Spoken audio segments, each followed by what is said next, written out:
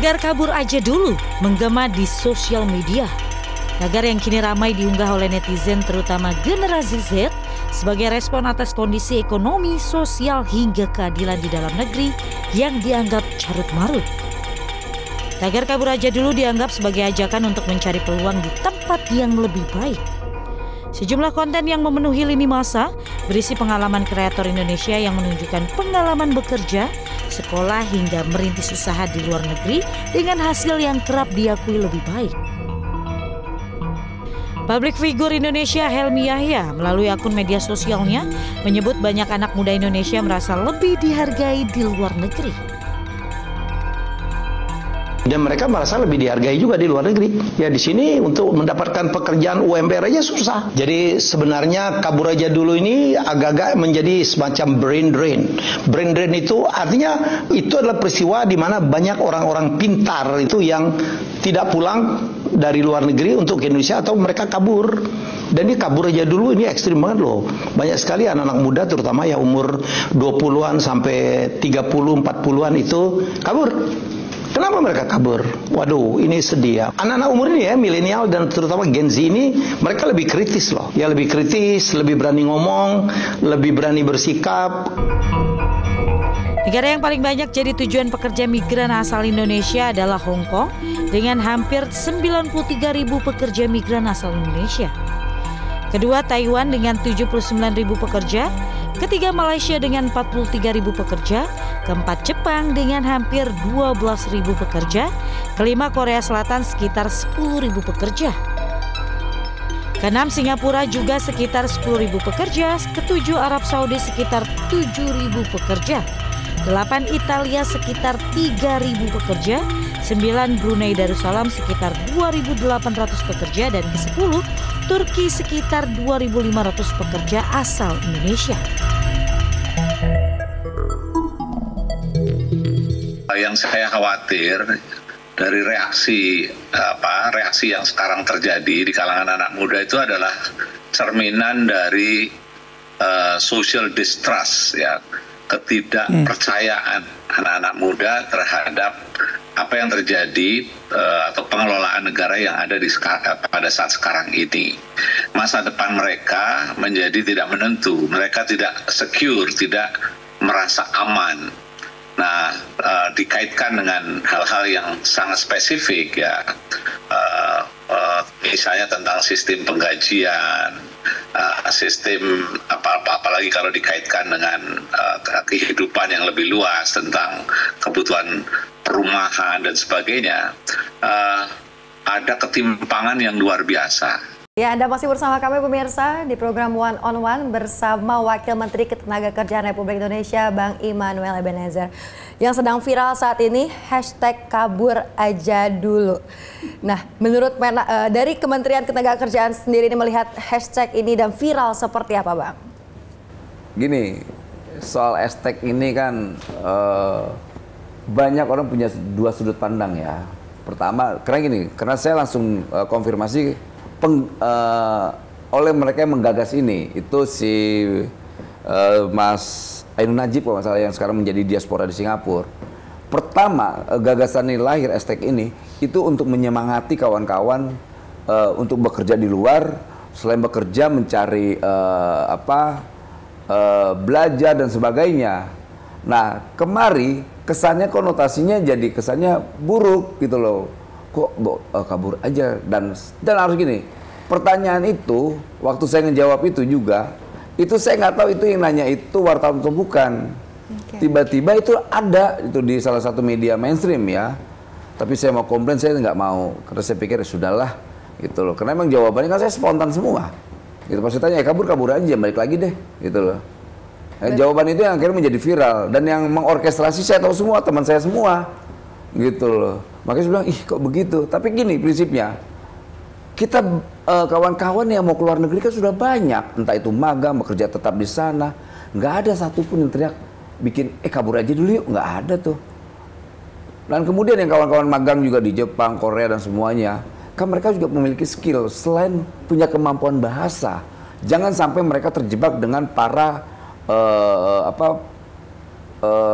calo-calo tenaga kerja keluar. Karena kenapa? Yang ngerinya mereka pas masuk direkrut jadi apa? Operator judi online. Kemudian menjadi kurir narkoba.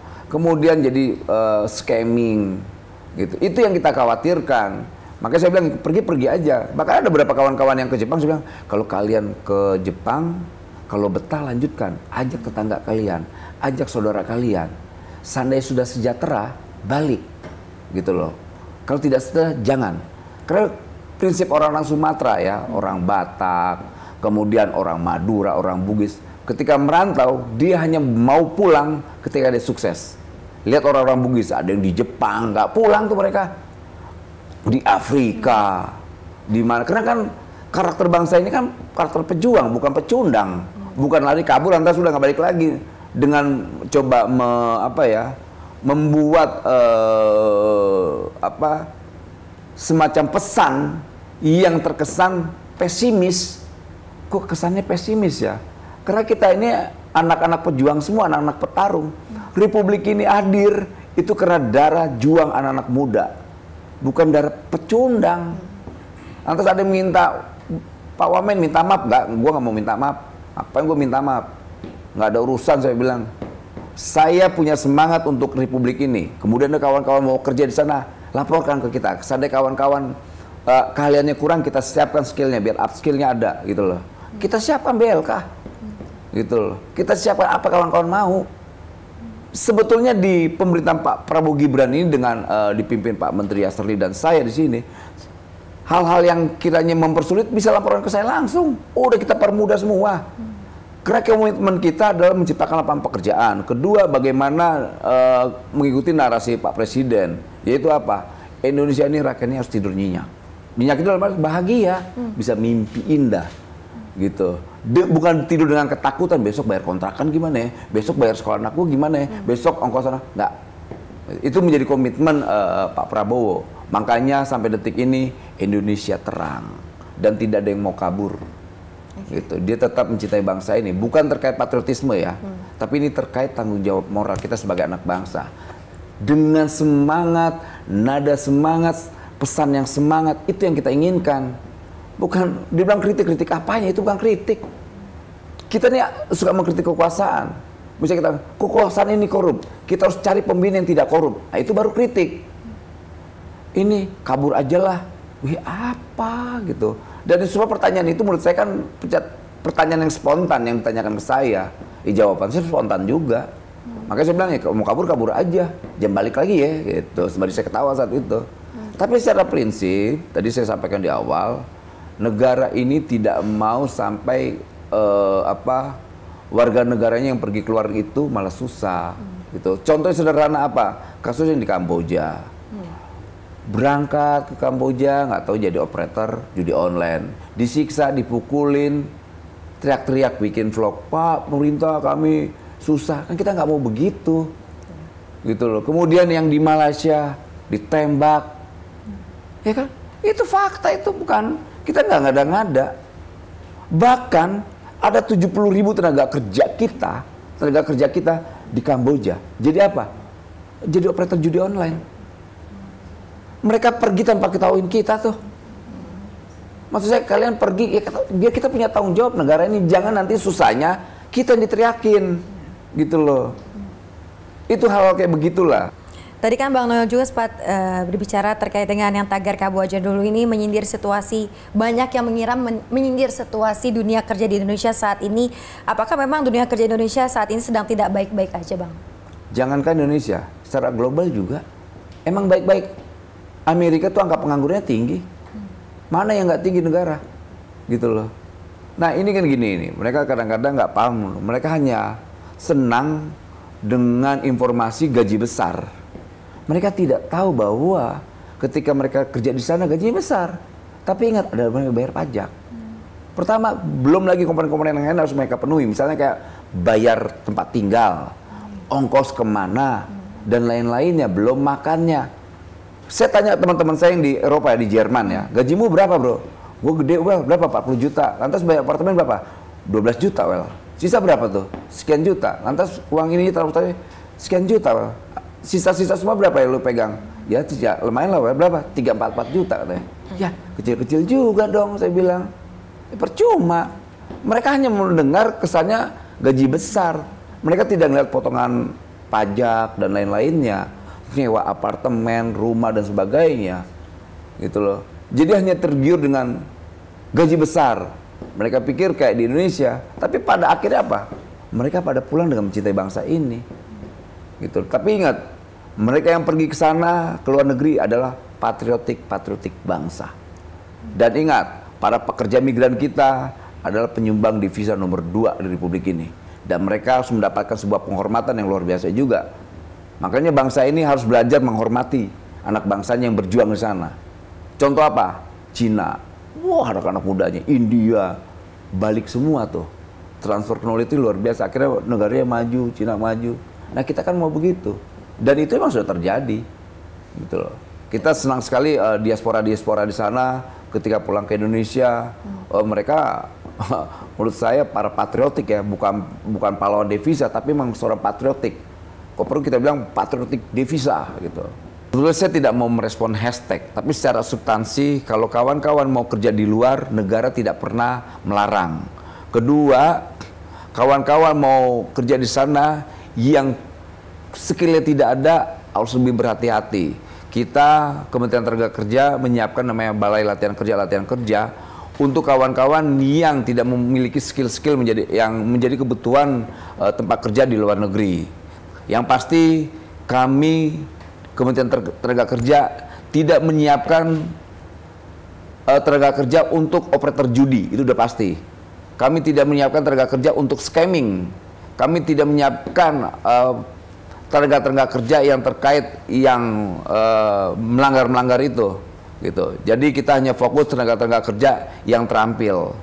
Gitu. Semoga kawan-kawan yang mau bekerja bisa datang ke BLK tenaga kerja dan kita menjamin tidak bayar. Biar ada skill kita ke sana dan itu skill itu bisa digunakan untuk tempat-tempat penempatan tenaga kerja di luar negeri. Selain bahasa ya, menguasain bahasa juga. Gitu. Bang Noel, lantas sejauh ini apa yang sudah dan akan pemerintah lakukan untuk menjawab kebutuhan lapangan kerja di Indonesia, Bang? Pertama, kita sudah melakukan kolaborasi dengan beberapa kementerian, gitu loh. Kementerian terkait ya, karena ini tanggung jawabnya bukan tanggung jawab semata Kementerian Tenaga Kerja aja, semua lembaga kementerian juga punya tanggung jawab yang sama.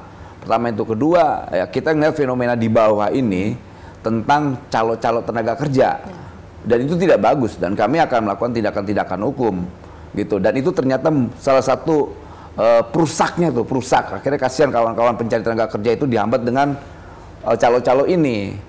Dan ketiga juga kita lagi berhadapan dengan para ormas-ormas yang menghambat proses investasi, gitu loh. Kan kalau seandainya banyak yang menginvestasi ke Indonesia, kan lapangan kerjanya itu terbuka sebesar-besarnya. Nah, maksud saya gini, dukung dong apa yang sudah kita lakukan. Jangan dibangun narasi-narasi yang basisnya pesimis, kabur aja lah, Indonesia apa gelap mendung apa tuh. Nah ya kayak gitu-gitu apa gitu loh. Kalau mereka marah dengan yang pemerintahan sebelumnya, silakan marah, tapi biarkan kami yang bekerja hari ini gitu loh. Jadi ini nggak seperti gini, nggak seperti tangannya mudah bikin hashtag ya gitu, gampang gitu, nggak seenteng itu. Tapi negara masih punya tanggung jawab besar, dan saya sebagai Wakil Menteri Tenaga Kerja ya bekerja untuk hal itu, dan tanggung jawab itu kita pikul, nggak cengeng kita, nggak nangis, aduh banyak banget sih pusing kita, nggak. Tanggung jawab itu benar-benar kita pikul, dan Pak Menteri saya dan saya bekerja untuk hal itu. Untuk di Kemenaker sendiri bagaimana menghadapi pemangkasan anggaran, Bang? Kita senang, Pak Menteri tetap semangat bekerja. Kita 57%, banyak program-program yang terpangkas ya, tapi kita tetap semangat. Jangan karena gara-gara hal itu kemudian kita hilang semangat gitu loh. Kita nggak. Saya yakin sekali pemangkasan itu dilakukan karena pasti ada pertimbangan-pertimbangan yang rasional, yang kan pasti itu proses kajiannya pasti ada ya, tidak mungkin tidak. Apakah itu menurunkan itu kerja kita? Enggak gitu. Kita tetap bekerja karena jangan-jangan ini diuji kita untuk mampu nggak bekerja nih. Dan kami katakan ke Presiden, kami kerja Pak, kami mampu gitu loh. Tapi kan sekarang ya kan kita menegosiasikan lah ya terkait anggaran ini. Akhirnya ada beberapa program-program yang kita sampaikan ke Presiden, Pak, ini program ini anggarannya sedikit murah. Oh gitu ya? Udah kita negosiasikan, sampaikan ke DPR, ke Menkyu, naik itu anggarannya. Kan anggaran-anggaran yang kira-kiranya tidak produktif, anggaran-anggaran yang cuma buang-buang. Misalnya apa? Salah satunya yang sudah saya lakukan. Kalau seandainya pergi keluar daerah, naik pesawat, naik kayak pesawat ekonomi lah, ngapain bisnis sih? Kedua, jangan terlalu banyak bawa gerombolan-gerombolan lah. Itu kan uang SPD itu. Nah, terkait hal itu kan. Kemudian apalagi banyak turunannya ke bawahnya tuh. Dan Presiden concernnya itu. Nah ini kan kita memang berhadapan dengan mafia anggaran. Iya, ini bermain kan mafia anggaran. Gitu. Mereka sudah membayang kita akan mendapatkan proyek besar, sekian. Tiba-tiba nol. Look, yang marah kan bukan kita. Kita mah sedang kawan-kawan di Kementerian Tenaga Kerja, birokrasinya senyum-senyum aja tuh. Tetap mereka bekerja dengan normal.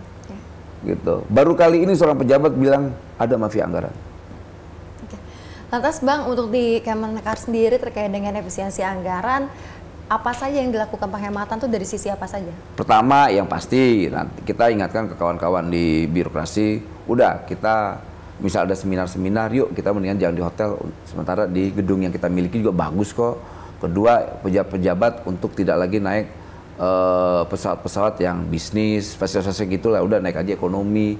Kira-kiranya kalau seandainya jaraknya kemana, bisa digunakan lewat darat lah gitu loh, jangan ramai-ramai. Hotel sudah mendingan di kantor aja, nginepnya kalau dekat rumah kayak gitu-gitu kan, itu nurunin lumayan, mengefisiensi anggaran. Banyak hal lah gitu, banyak hal gitu. Berarti memang tidak ada masalah ya Bang ya dengan ada efisiensi? Sangat tidak ada masalah.